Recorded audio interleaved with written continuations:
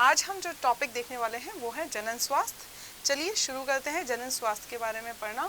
तो सामान्य रूप से जनन स्वास्थ्य जो है वो उसका शाब्दिक अर्थ जो होगा वो क्या है कि सामान्य कार्य करने वाले स्वास्थ्य जननांग से होता है। मतलब अगर जननांग किसी इंडिविजुअल के, किसी इंसान के जो है जननांग जो है वो स्वास्थ्य तरीके से कार्य कर रहे हैं तो उसका मतलब है जनन स्वास्थ्य। परंतु व्यापक रूप से इसमें जनन के भावनात्मक एवं सामाजिक पहलू भी जुड़े हुए हैं। विश्व स्वास्थ्य संगठन WHO वर्ल्ड हेल्थ ऑर्गेनाइजेशन के अनुसार जनन स्वास्थ्य का तात्पर्य है कि जनन के समस्त स्वस्थ विषयों के योग से है, जिसमें शारीरिक, भावनात्मक, व्यवहारिक तथा सामाजिक पहलू भी सम्मिलित हैं। कोई भी समाज जननात्मक रूप से स्वस्थ समाज तभी कहलाएगा जब इनके सदस्यों की संपूर्ण जनन प्रक्रिया शारीरिक, भावनात्मक एवं व्यवहारिक रूप से सामान्य हो। अच्छा स्वास्थ्य बनाए रखने के लिए समाज का जागरूक होना बहुत ही ज़्यादा आवश्यक है। वैश्विक रूप से स्वास्थ्य के प्रति जागरूकता उत्पन्न करने के लिए प्रतिवर्ष 7 अप्रैल को विश्व स्वास्थ्य दिवस जबकि 11 जुलाई को विश्व जनसंख्या दिवस के रूप में मनाया जाता है। जनन स्वास्थ्य समस्याएं एवं कार्यनीतियाँ। मनुष्य समाज के जनन स्वास्थ्य का निर्धारण भावी जनसंख्या के युवा व्यक्तियों के परिमाण, स्वास्थ्य तथा खुशहाली से होता है। समाज के इस वर्ग का नेतृत्व 12 से 25 वर्ष के व्यक्ति करते हैं। इस वर्ग की मुख्य जनसंख्या विकासशील देशों में मिलती है। भारत भी एक विकासशील देश है जबकि जो कि युवा व्यक्तियों की संख्या की दृष्टि से अग्रणी देश है। भारत के युवा व्यक्तियों के जीवन में जनन स्वास्थ्य संबंधी समस्याओं के प्रमुख कारण निम्नलिखित हैं। सबसे पहला जो कारण बनता है वो है यौवनारंभ पर बच्चों में जनन क्षमता तथा द्वितीयक लैंगिक लक्षणों का विकास आरंभ होता है। कुछ स्थानों पर यौवन आरंभ से पूर्व ही बच्चों का विवाह कर दिया जाता है, जिसमें बालिका पूर्ण रूप से गर्भधारण के लिए तैयार नहीं होती है। परिणाम स्वरूप शरीर का विकास रुक जाता है। दूसरा कारण जो बनता है वो है गर्भधारण के पश्चात पर्याप्त पोषण व उचित देखभाल के अभाव में माता एवं शिशु की मृत्यु दर का अधिक होना। तीसरा कारण है शिक्षा एवं जागरूकता के अभाव में जननांगों की अस्वच्छता तथा अस्वस्थता से अनेक यौन जनित रोगों को बढ़ावा मिलना। चौथा है कम उम्र में ही बार बार संतान उत्पन्न करना। पांचवा है परिवार नियोजन की विधियों की जानकारी के अभाव में जनसंख्या का बढ़ना। और इन सभी उपरोक्त समस्याओं को ध्यान में रखते हुए भारत में समय समय पर अनेक योजनाओं का प्रारंभ हुआ है। भारत सरकार ने सन 1951 में परिवार नियोजन फैमिली प्लानिंग नामक जनन स्वास्थ्य की राष्ट्रीय कार्य योजना का प्रारंभ किया। इन कार्यक्रमों का पिछले दशकों में समय समय पर मूल्यांकन भी किया गया है।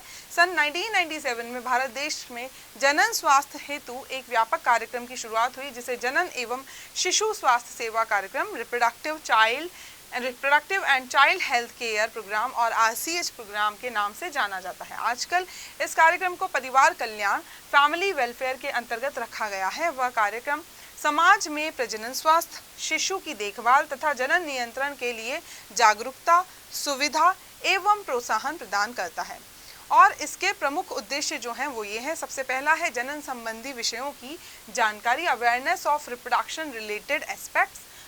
सरकारी एवं गैर सरकारी संगठन मुद्रित सामग्री तथा श्रव्य एवं दृश्य ऑडियो विजुअल माध्यम द्वारा जनन एवं बाल स्वास्थ्य संबंधी विषयों के प्रति समाज में निरंतर जागरूकता उत्पन्न करने का प्रयास कर रहे हैं। इसके लिए ये माता पिता, शिक्षकों, निकट संबंधियों, सरकारी अस्पताल से संबंधित कर्मचारियों, विशेषतया युवाओं को यौन या लिंग संबंधी रोगों, एड्स, उपदंश आदि के संदर्भ में जानकारी एवं परामर्श देते हैं ताकि समाज को यौन समस्याओं से बचाया जा सके। दूसरा आता है यौन शिक्षा, सेक्स एजुकेशन। विद्यालय यौन संबंधी सही ज्ञान देने के लिए युवा वर्ग को उचित यौन शिक्षा के लिए प्रोत्साहित करते हैं। इसके अंतर्गत छात्रों को जनन अंगों, सहायक जननांगों, गौण लैंगिक लक्षणों, यौवनारंभ पर होने वाले शारीरिक परिवर्तनों, सुरक्षित यौन संबंधों तथा इनसे संबंधी रोगों से अवगत कराया जाता है। इससे समाज में फैली भ्रांतियों को दूर किया जा सकता है। विडंबना यह है कि अभी तक सभी विद्यालयों द्वारा यौन शिक्षा नहीं दी जाती है, जिसके कारण अधिकतर जो भावी पीढ़ी होती है वह जागरूक नहीं हो पाती है। तीसरा है गर्भवती महिलाओं को प्रसव एवं शिशु पालन संबंधी ज्ञान, knowledge about delivery and child care to pregnant women. मातृ एवं बाल स्वास्थ्य सेवा कार्यक्रम द्वारा गर्भवती महिलाओं को प्रसव के समय तथा प्रसव के बाद पौष्टिक आहार, सुरक्षित प्रसव, शिशु की देखभाल तथा माता द्वारा संतान को दुग्धपान के महत्व की पूर्ण जानकारी स्वास्थ्य सेवकों के द्वारा प्रदान की जाती है। चौथा है टीकाकरण, इम्यूनाइजेशन, जो अनेक बीमारियों से बचाने के लिए इनमें टीकाकरण करवाता है तथा इसके लिए भी जानकारी उपलब्ध कराता है। इससे तपेदिक हेपेटाइटिस, टिटेनस, काली खांसी जैसे रोगों से सुरक्षा प्राप्त होती है। 5वां है गर्भ निरोधक विधियों का ज्ञान, knowledge about birth control method. जनसंख्या नियंत्रण हेतु गर्भ निरोधन की विभिन्न विधियां जैसे कंडोम का प्रयोग, गर्भ निरोधक गोलियों, कॉपर टी, गर्भपात आदि से अवगत कराता है। नेक्स्ट है छोटा परिवार, स्मॉल फैमिलीज। आरसीएच कार्यक्रम द्वारा एक स्वास्थ्य एवं सफल समाज के लिए नियंत्रित जनन, कम संतान तथा समाज में लिंगानुपात स्थिर रखने के महत्व पर जोर दिया जाता है। नेक्स्ट है मादा भ्रूण हत्या, फीमेल फिटिसाइड जिसे हम बोलते हैं, फीमेल एम्ब्रियो एबॉर्शन। कन्या भ्रूण हत्या रोकने के लिए उल्ब वेधन, एमनियोसेंटेसिस द्वारा भ्रूण के लिंग का पता लगाने पर वैधानिक प्रतिबंध लगाए जा रहे हैं। इसका उल्लंघन करने वालों को दंड का भी प्रावधान यहाँ पर है। जनन स्वास्थ्य की कार्य योजनाओं के सफलतापूर्वक क्रियान्वयन हेतु व्यावसायिक विशेषज्ञता, भौतिक सहारों, वैज्ञानिक निर्देशों तथा कठोर संरचनात्मक सुविधाओं की आवश्यकता होती है। इसलिए जनन संबंधित विभिन्न क्षेत्रों में अनुसंधान किए जा रहे हैं, रिसर्च की जा रही है तथा इन्हें प्रोत्साहित भी किया जा रहा है। इससे भारत में मातृ एवं शिशु की मृत्यु दर में कमी के साथ साथ जनसंख्या वृद्धि की दर में भी अपेक्षाकृत कमी आई है। नेक्स्ट आता है मानव जनसंख्या विस्फोट, ह्यूमन पॉपुलेशन एक्सप्लोजन। मानव के समाज का विकास इस पृथ्वी पर लाखों साल पहले हो गया था। यद्यपि मानव की जनसंख्या का सही आरेख का अनुमान लगाना कठिन है, परंतु ऐसा माना जाता है कि मानव जनसंख्या लगभग 8000 साल पहले लगभग कुल 50 लाख थी तथा सन 1 ईसा के समय में मानव की आबादी लगभग 25 करोड़ थी, जो सन 1600 के अंत तक बढ़कर 50 करोड़ हो गई। इसके बाद आने वाली शताब्दियों में स्वास्थ्य सेवाओं में प्रगति, भोजन की पर्याप्तता और औद्योगिकी विकास के कारण आबादी में तेजी से वृद्धि हुई। परिणाम स्वरूप सन 1800 तक जनसंख्या 100 करोड़ के आंकड़े को छू गई। 20वीं शताब्दी के अंत तक विश्व में मानव आबादी 600 करोड़ से भी अधिक हो गई, अर्थात मात्र 25 वर्ष में ही आबादी 200 करोड़ बढ़ गई। एक रिपोर्ट के अनुसार सन 2050 तक विश्व की जनसंख्या 45% की वृद्धि दर से 930 करोड़ तक पहुंचने का अनुमान है। इस प्रकार आबादी में तीव्र गति से होने वाली वृद्धि को जनसंख्या विस्फोट या ह्यूमन एक्सप्लोजन कहते हैं। विश्व की आबादी हम देख सकते हैं अलग अलग सन में, तो यहाँ 1600 में 50 करोड़ थी, 1800 में 100 करोड़ हुई, फिर 1930 में 200 करोड़, 1965 में हमारी 350 करोड़, 75 में 400 करोड़, 1990 में 500 करोड़, 2000 में 640 करोड़ और सन 2018 में 7.6 अरब अभी आबादी है। कुल जनसंख्या विश्व की जनसंख्या की आबादी है। भारत में जनसंख्या वृद्धि, भारत का क्षेत्रफल विश्व के कुल भूभाग का मात्र 2.4% ही है, परंतु जनसंख्या की दृष्टि से विश्व की जनसंख्या का लगभग 17% भाग भारत में निवास करती है। जनसंख्या के आधार पर चीन प्रथम तथा भारत दूसरे स्थान पर है, जो अब भारत पहले स्थान पर आ चुका है।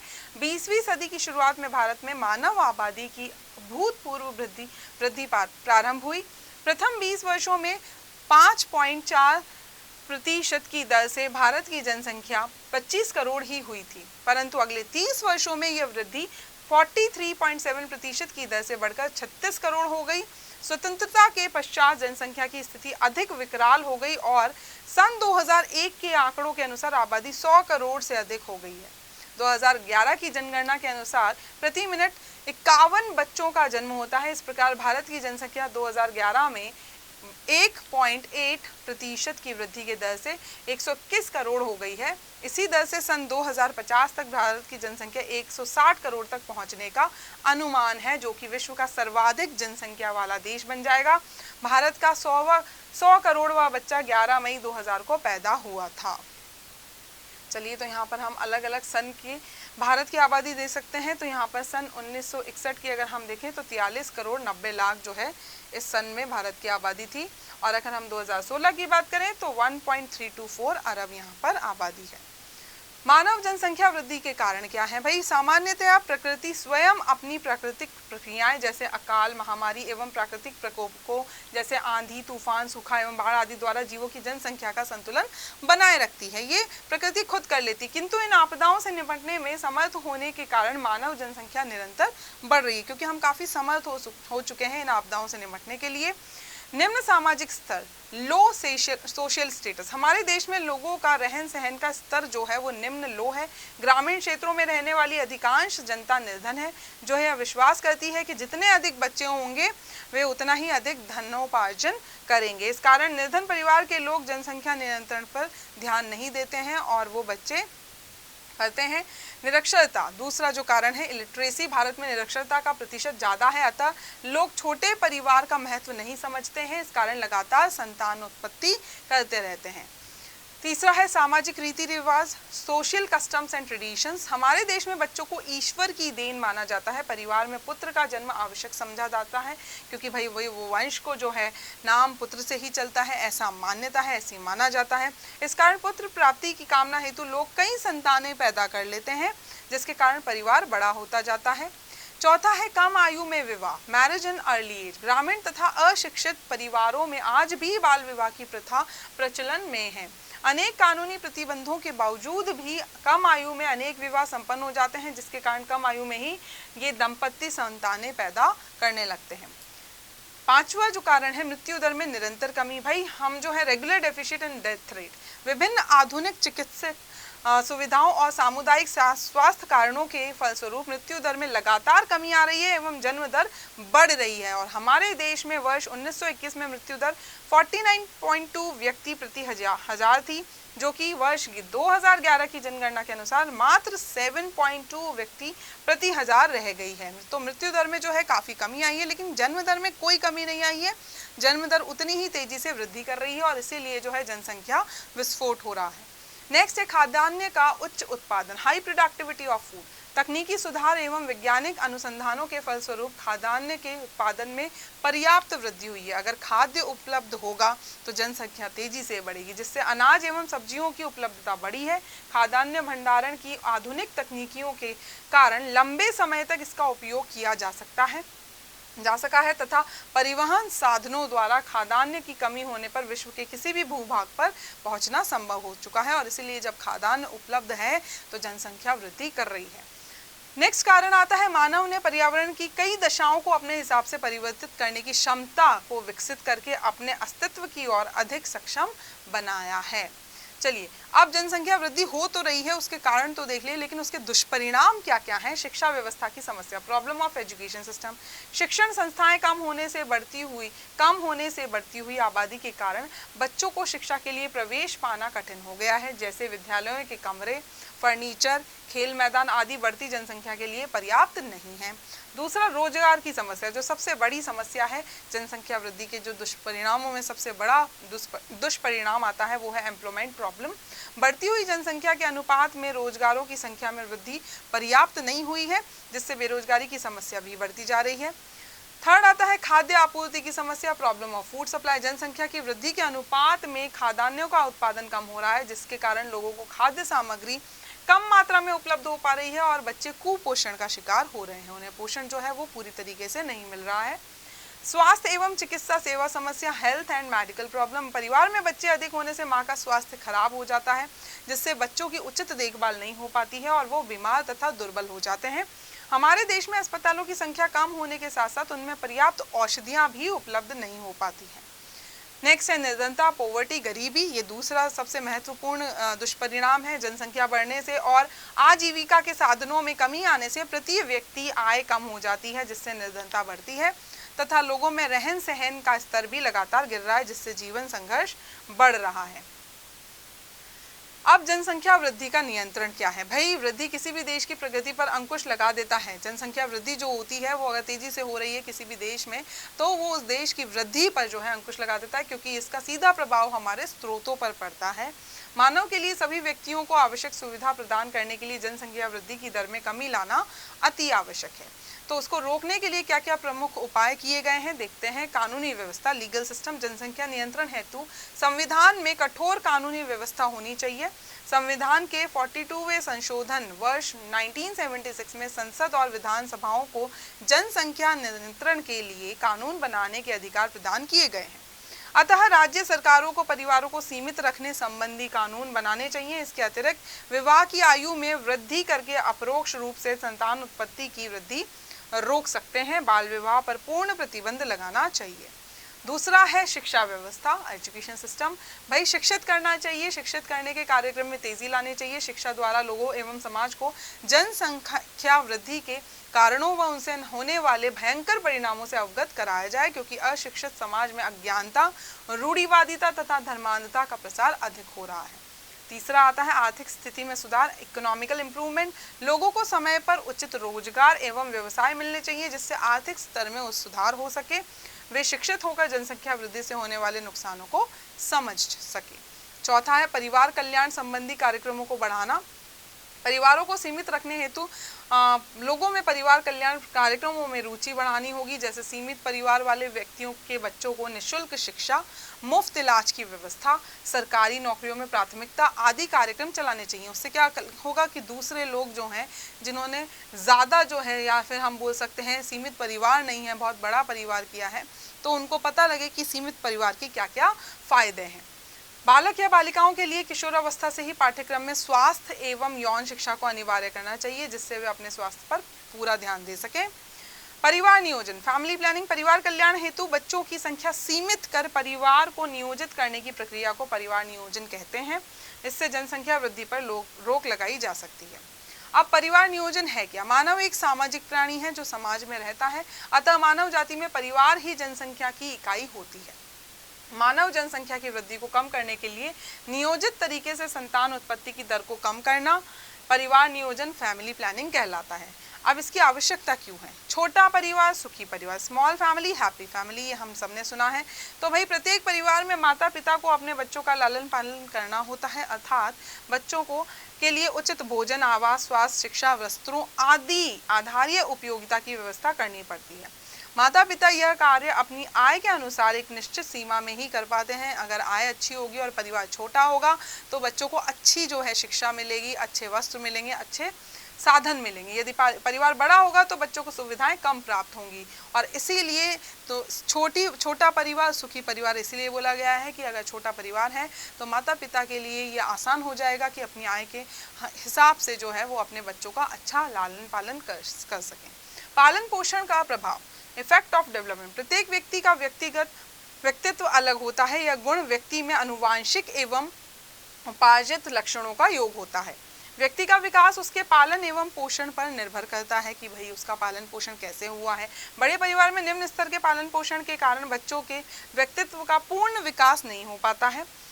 इसीलिए अतः उच्च स्तर के पालन पोषण तथा अच्छे व्यक्तित्व विकास के लिए छोटे परिवार की आवश्यकता है। इस प्रकार व्यक्ति एक उत्कृष्ट नागरिक बनकर सामाजिक एवं राष्ट्रीय विकास में महत्वपूर्ण योगदान दे सकता है। अतः भारत सरकार ने इस योजना के क्रियान्वयन के लिए हम दो हमारे दो का नारा दिया है। इसका प्रचार सरकार ने सभी क्षेत्रों जैसे सड़कों, सिनेमा घरों, चलचित्र, मूवी, रेडियो, टेलीविजन आदि पर किया है, जिससे प्रत्येक परिवार में संतान उत्पत्ति की दर 2 संतानों तक ही सीमित हो सके। अब परिवार नियोजन की विधियां क्या क्या हैं भाई, यहाँ पर देख सकते हैं। तो यहाँ पर इसके द्वारा लोगों को परिवार नियोजन की विधियों की आवश्यकता के प्रति जागरूक किया जा रहा है। देश में परिवार नियोजन केंद्र यहाँ पर बनाए गए हैं कई जगहों पर। तो विभिन्न विधियों या युक्तियों द्वारा नियंत्रित करना संतति नियंत्रण, बर्थ कंट्रोल कहलाता है। परिवार नियोजन हेतु दंपतियों द्वारा विभिन्न युक्तियों का उपयोग किया जाता है, जिन्हें गर्भ निरोधक युक्तियां या कॉन्ट्रासेप्टिव मेथड्स कहते हैं। यह जन्म दर कम करने का सबसे अच्छा व आसानी से स्वीकार्य उपाय है।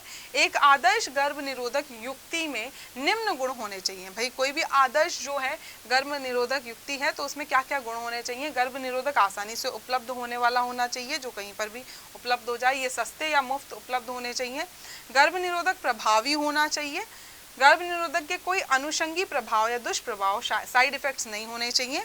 गर्भ निरोधक के उपयोग से उपयोगकर्ता की कामेच्छा एवं मैथुन क्रिया पर कोई प्रभाव नहीं पड़ना चाहिए, अर्थात इसके उपयोग से उसे उसी मानसिक संतृप्तता की प्राप्ति होनी चाहिए जैसी इसकी अनुपस्थिति में होती रही है। एक आदर्श गर्भ निरोधक प्रयोगकर्ताओं के सभी हितों की पूर्ति करने वाला होना चाहिए। चलिए, संतति नियंत्रण तथा परिवार नियोजन के हेतु गर्भ निरोधक उपायों को निम्नलिखित श्रेणियों में बांटा जा सकता है। तो पहली श्रेणी है प्राकृतिक विधियां। ये विधियां निम्न प्रकार है। आवर्ती विधि, पीरियोडिक मेथड, इस विधि का प्रयोग स्त्री के मासिक चक्र के परिवर्तनों के समय के आधार पर किया जाता है। इसे आवर्ती संयम या सुरक्षित काल, सेफ पीरियड भी कहते हैं। मासिक धर्म की शुरुआत से एक सप्ताह पहले तक तथा एक सप्ताह बाद का समय सुरक्षित होता है। उस टाइम पे जो अंडाणु है वो बाहर नहीं आया है। तो स्त्री के मासिक धर्म के 10 से 17वें दिन के बीच का समय संभोग के लिए उचित नहीं है, क्योंकि उस समय जो निषेचन है वो हो सकता है, पूरे चांसेस होते हैं और उस समय जो है गर्भ धारण किया जा सकता है। इस काल को असुरक्षित काल कहते हैं, क्योंकि निषेचन की संभावना इस समय अधिक होती है। इस विधि द्वारा लगभग 80% निषेचन होने से रोका जा सकता है। संभोग व्यवधान, कोइटस इंटरप्टस, यह संतति नियंत्रण की सबसे पुरानी विधि है।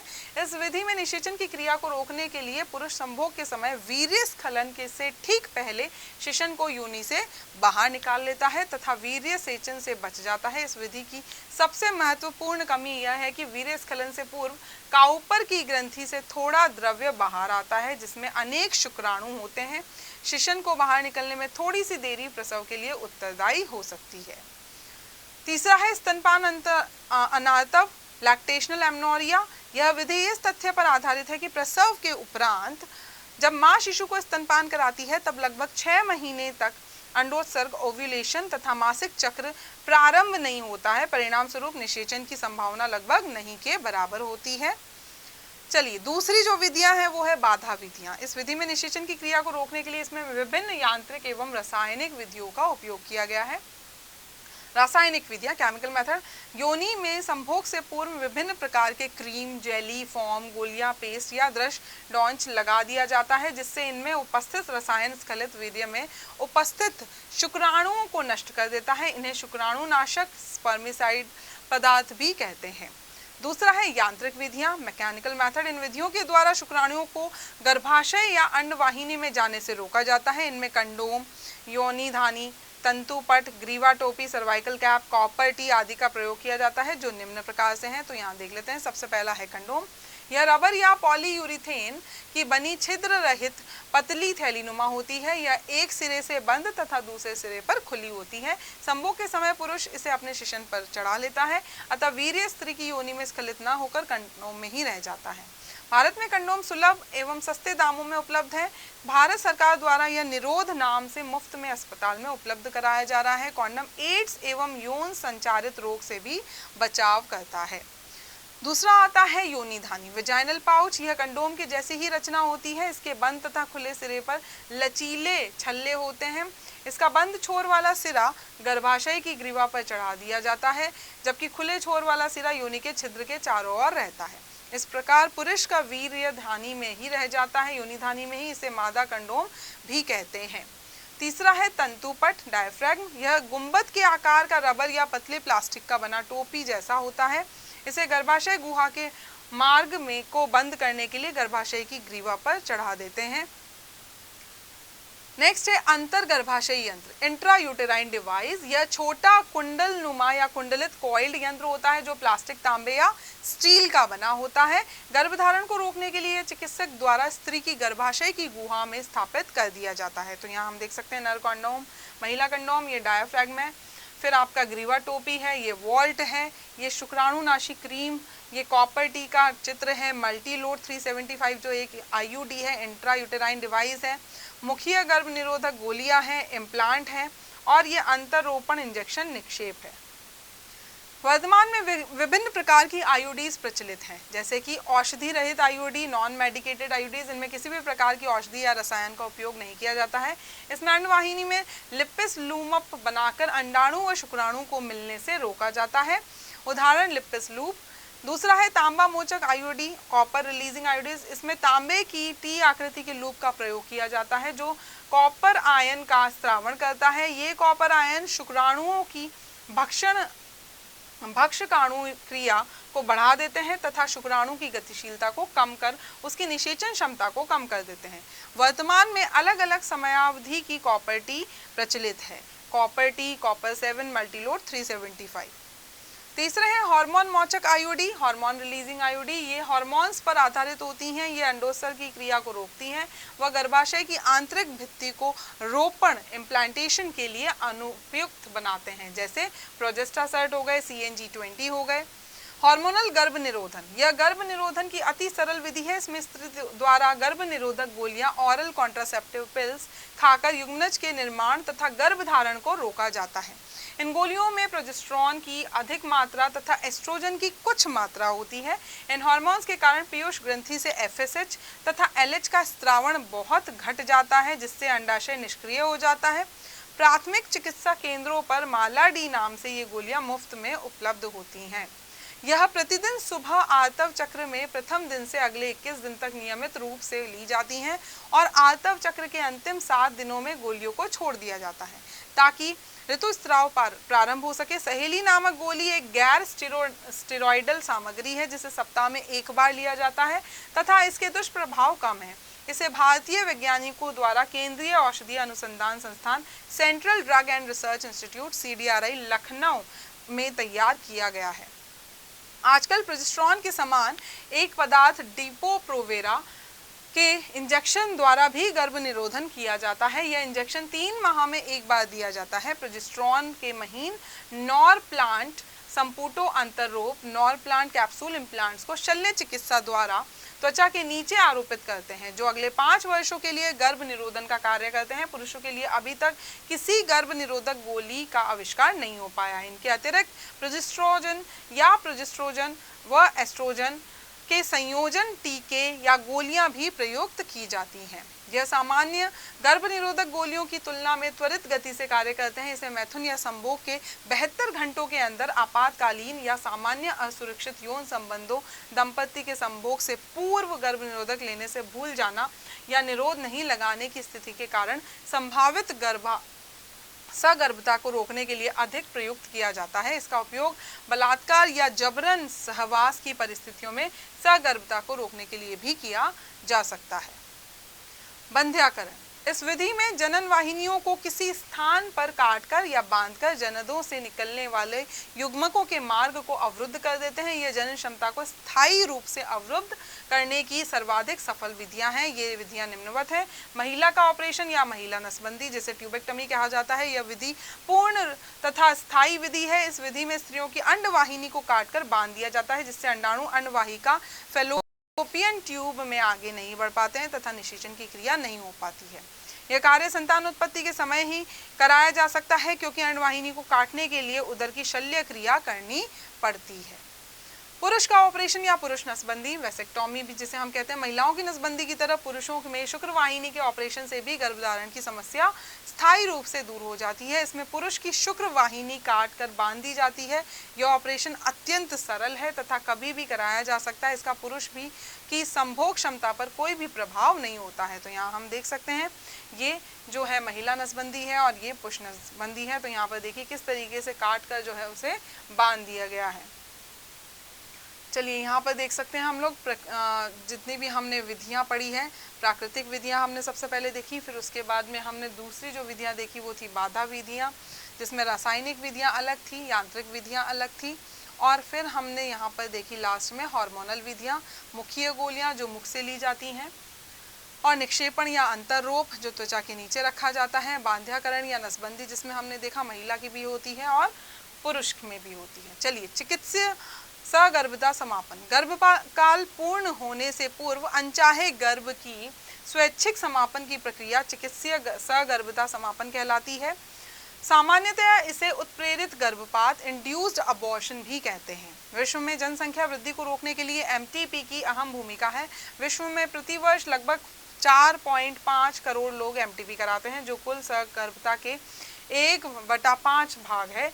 विश्व के कई देशों में इस विधि को कानूनी बनाया या नहीं, इस पर बहस है, क्योंकि इसमें नैतिक, धार्मिक, भावनात्मक एवं सामाजिक विषय जुड़े हुए हैं। भारत सरकार ने सन 1971 में इसके दुरुपयोग को रोकने के लिए कड़े प्रतिबंधों के साथ कानूनी स्वीकृति प्रदान की थी। इन प्रतिबंधों का मूल उद्देश्य गैर कानूनी और मादा भ्रूण हत्या, फीमेल फीटिसाइड को रोकना है, जिससे स्त्री पुरुषों का लिंगानुपात कम होता जा रहा है। MT का प्रमुख उद्देश्य अनचाहे गर्भ का समापन है, जो असुरक्षित यौन संबंध, गर्भ निरोधक विधियों की असफलता, बलात्कार या गर्भाशय में पलने वाले शिशु में होने वाले रोग से माता या भ्रूण या दोनों की जान पर खतरा आदि दशाओं में अनिवार्य है।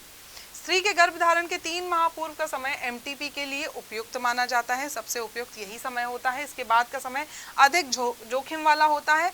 यह कार्य केवल योग चिकित्सक द्वारा ही कराया जाना चाहिए तथा बार बार गर्भपात स्त्री के स्वास्थ्य को कमजोर बनाता है।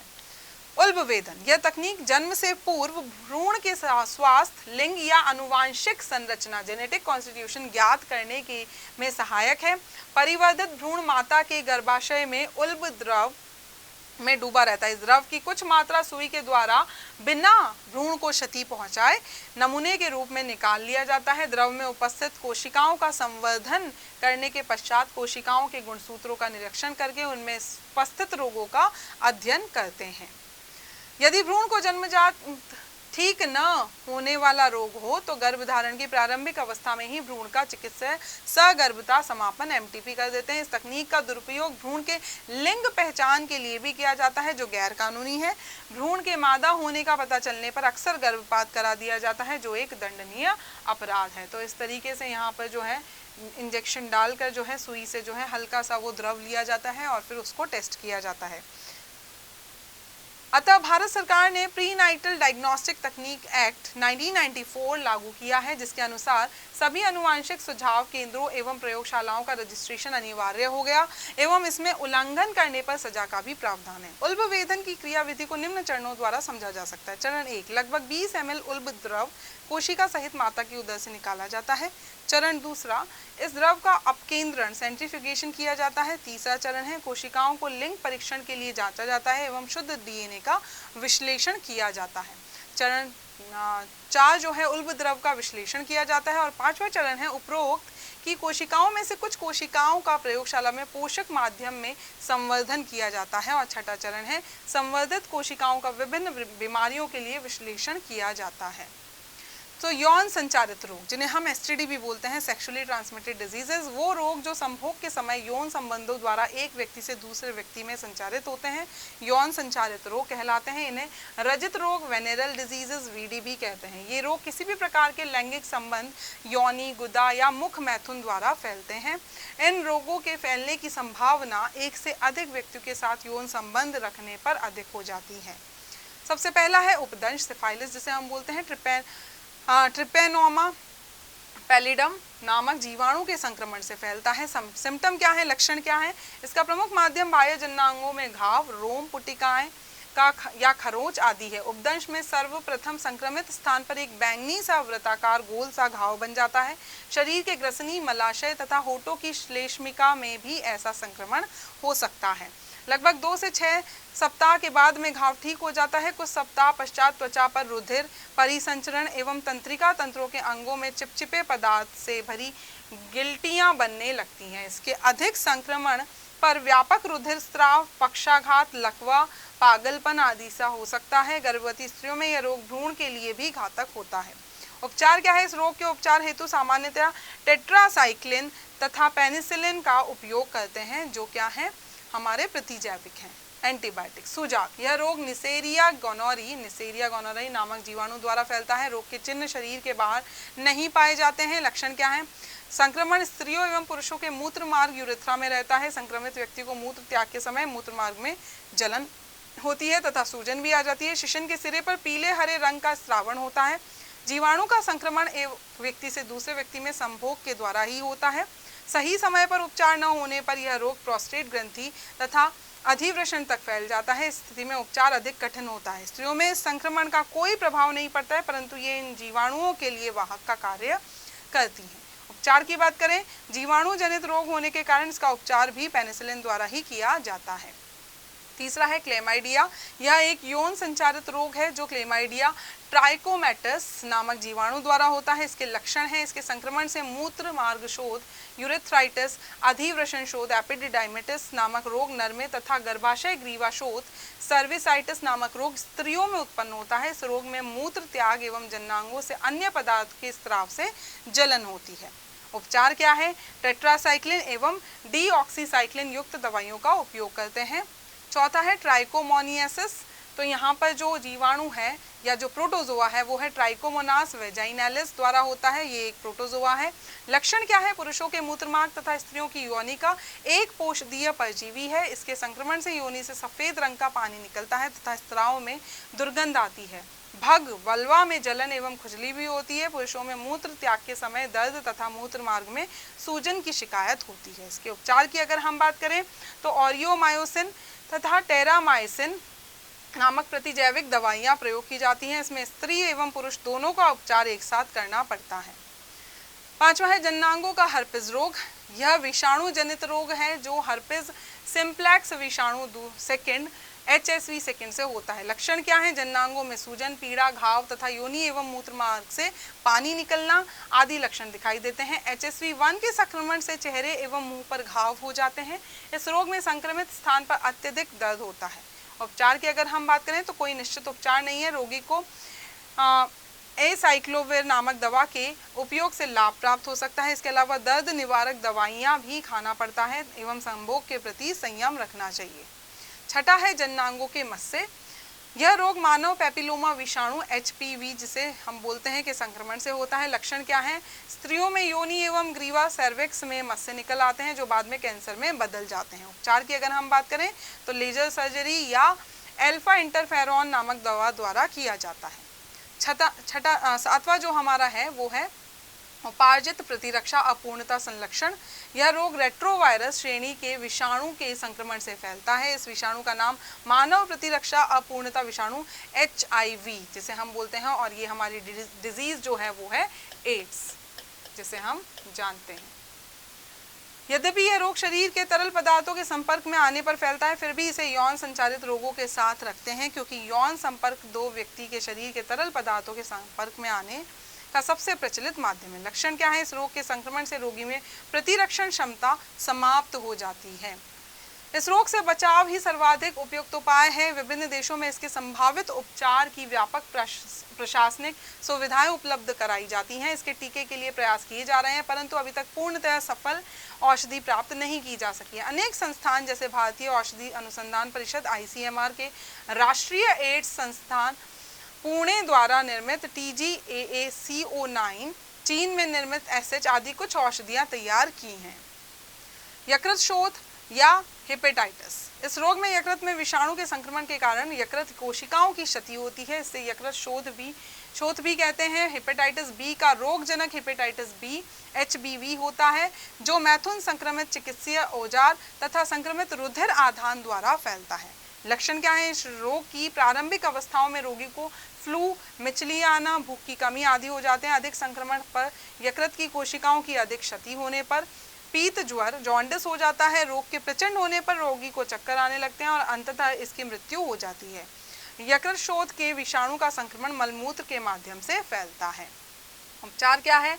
विशेष औषधि नहीं है। रोगी को स्वस्थ वातावरण में रखने, पूर्ण आराम और स्वच्छ आहार की आवश्यकता होती है। इसके टीके की 3 खुराक पूरे जीवन काल में प्रतिरोधकता बनाए रखती हैं। हेपेटाइटिस B के लिए HBV वैक्सीन तैयार हो चुकी है।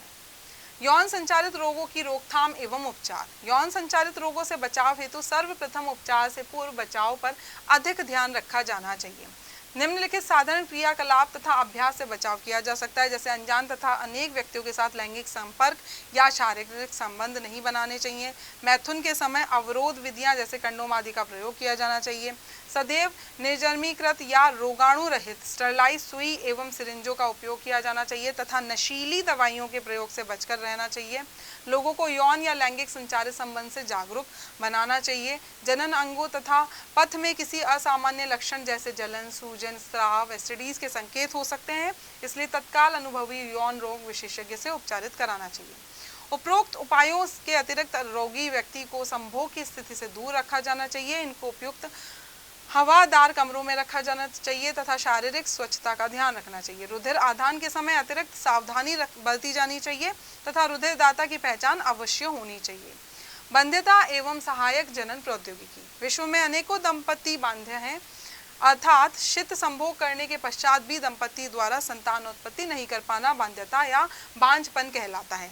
बांध्यता स्त्री एवं पुरुष दोनों में हो सकता है। इनके कारण जन्मजात शारीरिक, प्रतिरक्षात्मक, रोगजन्य एवं मनोवैज्ञानिक हो सकते हैं। इनके कारण पुरुष में यह शुक्राणु जनन की दर में कमी या शुक्राणुओं की सक्रियता में कमी के कारण तथा स्त्रियों में यह अनियमित अंडोत्सर्ग, जनन पथ में अवरोध, अंडवाहिनी में रचनात्मक त्रुटि, गर्भाशय में भ्रूण रोपण का न होना अथवा गर्भाशय ग्रीवा में दोष के कारण हो सकता है। बांझपन की दो श्रेणियां अर्थात प्राथमिक बांझपन प्राइमरी इनफर्टिलिटी व द्वितीयक बांझपन सेकेंडरी इनफर्टिलिटी होती है।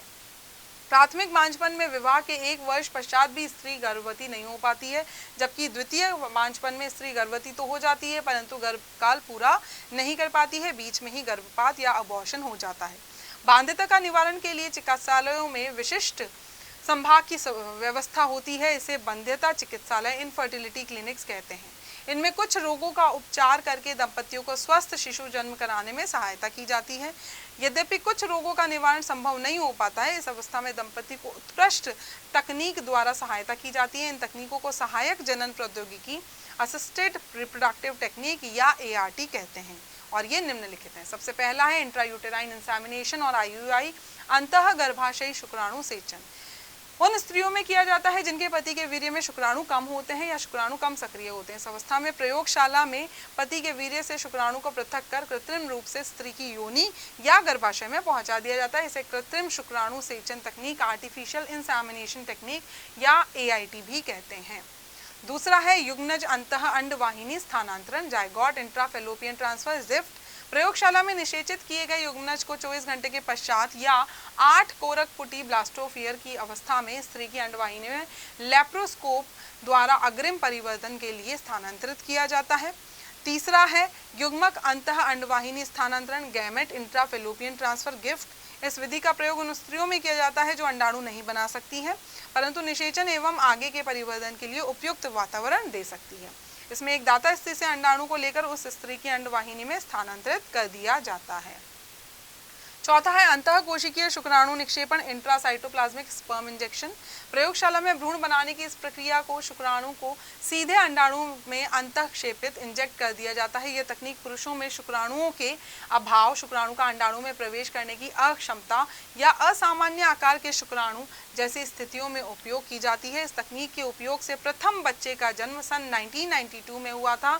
स्त्री की आयु तथा स्थानांतरित की गुणवत्ता के आधार पर इसमें गर्भधारण की दर लगभग 10 से 30% होती है।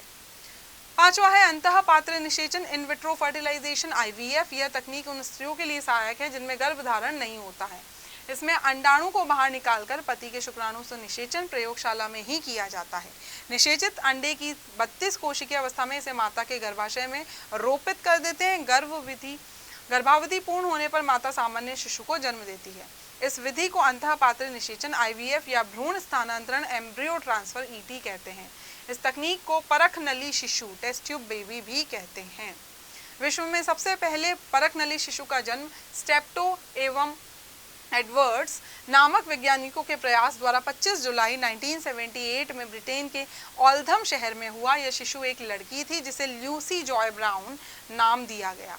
भारत में सर्वप्रथम परखनली शिशु का जन्म डॉक्टर सुभाष मुखर्जी द्वारा 3 अक्टूबर 1978 में कोलकाता में हुआ था, जिसका नाम कनुप्रिया अग्रवाल रखा। परखनली शिशु की सफलता की दर 20 से 40% होती है। यह भी दंपति की उम्र तथा जनन क्षमता पर निर्भर करता है। गर्भधारण की अधिक प्रतिशतता के लिए तकनीक में निरंतर सुधार किया जा रहा है तथा गर्भधारण को भी धीरे धीरे सुगम बनाया जा रहा है। परपोषी मातृत्व, होस्ट मदरिंग या सरोगेट मदर। इस विधि में भ्रूण को माता से निकालकर एक अन्य स्त्री, धात्रेय माता, फॉस्टर मदर में आरोपित कर दिया जाता है। क्षात्रेय माता में यह भ्रूण जन्म तक अथवा अस्थायी रूप से निश्चित समय तक वर्धित होता रहता है। इसके पश्चात भ्रूण को पुनः मूल माता में अथवा अन्य किसी स्त्री में आरोपित कर दिया जाता है। इस तकनीक का प्रयोग उन स्त्रियों में लाभदायक होता है जिनमें भ्रूण का निर्माण तो होता है परंतु भ्रूण का परिवर्धन नहीं हो पाता है। तो ये था आज का हमारा चैप्टर, आज का हमारा पार्ट। अब हम मिलते हैं अगले सेशन में अगले पार्ट के साथ में। तब तक स्वस्थ रहिए, मस्त रहिए, व्यस्त रहिए। Thank you.